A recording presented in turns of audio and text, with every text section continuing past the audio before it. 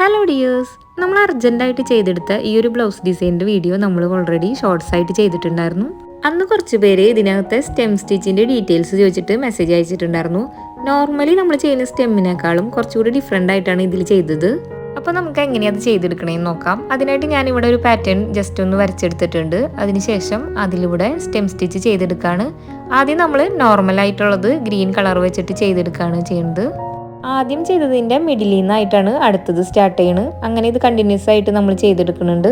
Work ചെയ്തതിൽ നമ്മൾ silk ത്രെഡാണ് use ചെയ്തിരുന്നത്. ഇപ്പോൾ നമ്മൾ കോട്ടൺ ത്രെഡ് വെച്ചിട്ടാണ് കാണിക്കുന്നത്. ത്രെഡ് 6 strands എടുത്തിട്ടാണ് കേട്ടോ നമ്മളിത് ചെയ്തെടുക്കുന്നത്.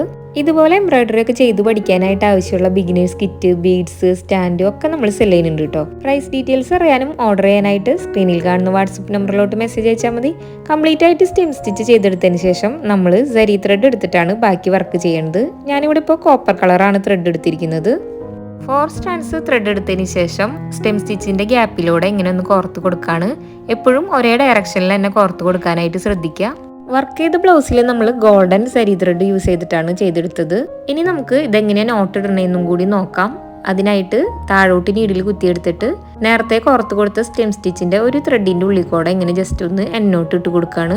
അതുപോലെ തന്നെ 2-3 വട്ടം ചെയ്തെടുത്താൽ നമ്മുടെ എൻഡ് നോട്ട് റെഡിയായി. ഒരുപാട് അടിപൊളി നെക്ക് ഡിസൈൻസും സ്ലീവ് ഡിസൈൻസും നമ്മുടെ ചാനലിൽ ചെയ്തിട്ടുണ്ട്. കാണാൻ ഇൻട്രസ്റ്റ് ഉള്ളവർ കണ്ടു നോക്കണേ. അപ്പോൾ അടുത്തൊരു വീഡിയോയിൽ കാണാം.